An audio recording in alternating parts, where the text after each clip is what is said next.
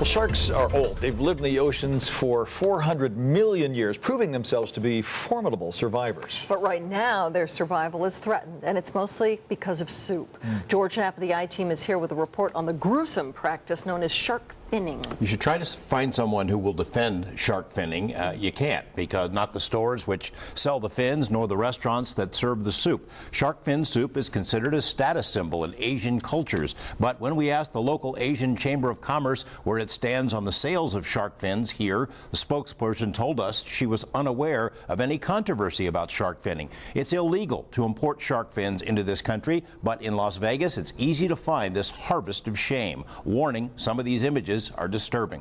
You know, once you have spent time in the water with sharks, it's a whole new ballgame. If they're inquisitive, they have their own unique personalities.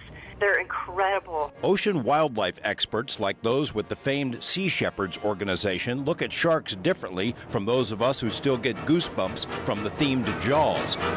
New research shows that sharks are social, playful, have problem-solving skills, and are nothing like the ravenous monsters of the movies. But sharks will never be mistaken for big-eyed baby seals or even friendly dolphins, so there's been no public outrage about what surely constitutes a worldwide slaughter. About 100 million sharks a year are killed by humans. Shark populations have declined by 70 to 90% worldwide, depending on the species. 18 shark species are listed as endangered, and most of them are dying for one thing: soup. More specifically, soup made from shark fins. The shark fins themselves don't have any taste. They tend to take on the taste of whatever it is they're cooked with. I don't understand why people would do it, but it is it is very much ingrained in certain cultures that is a status symbol.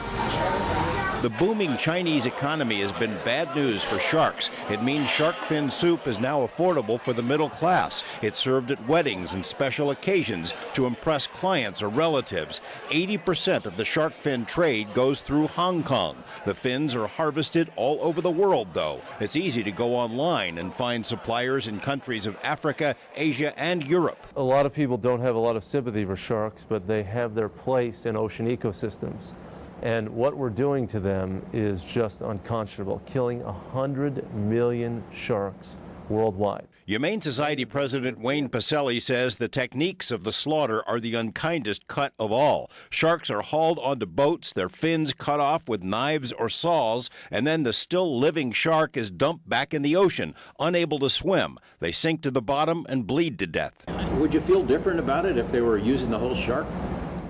You know, I still would object, but it seems particularly wasteful and horrible, and particularly gruesome and inhumane to capture a shark, cut off the fin, a small portion of the total weight, body weight of the animal, and throw the rest of the animal away. When we absolutely don't need to do this, it has no great nutritional value. It has nothing to do with kind of a staple of the diet for any culture in the world. It's just a wasteful, cruel exercise.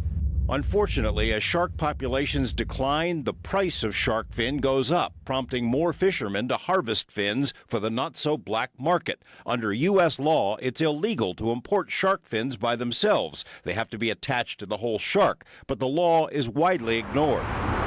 In the Chinatown section of Las Vegas, we found Chung Chau City, seemingly a clearinghouse for shark fins. Bag after bag lined the shelves, ranging in price from $158 a pound to more than $400 per pound. The inventory of this one store represents the loss of thousands of sharks. And at the ginseng market, animal activist Linda Faso found more of the same. He turned around, pulled this off the shelf, laid it on the counter. I looked at it and I said, well, where did it come from? He said, Hong Kong. It was $69 for this dried shark fin, and it feeds up to 10 people. For those on a budget, you can buy cans of the soup for $6 at Asian markets. It's commonly found in Asian restaurants and buffets. Sea Harbor at Caesar's Palace describes the soup as a delicacy. It's also been offered at the Wynn Buffet. Mandalay Bay removed the soup from its menus as a condition for setting up its Shark Reef attraction. The Venetian also barred its sale, but so many off-strip eateries serve it. Joyful House offers 5 different shark fin soups. Orchid's Garden and Harbor Palace both feature it as a specialty. There was nothing hidden about it. There's no shame involved here at all. It's It's just something that's got to stop. While shark fins have no nutritional value and no taste, they do pack a lot of mercury. So men who eat a lot of the soup can become sterile. Call it Jaws, the revenge. The only way this is going to change is for consumers to express themselves as they did with dolphin-safe tuna. Know what you're eating and how it's obtained. We have some additional resources on our website, including 2 lists of local businesses that sell this despicable stuff. Boy, any chance there's some sort of legislation that might kick in here? There is a bill that's stalled in Congress. It's called the Shark Preservation Act, which would close some of these loopholes that allow the importation of shark fins. But, you know, there are a lot of other larger priorities, so the bill's just sitting there. It will take an angry, vocal public to get that thing moving. And in January, the Sea Shepherds plan to launch this international media campaign called Operation Shark Friendly, so maybe that'll get the public riled up. Great story, George. Thanks. Thank you, George.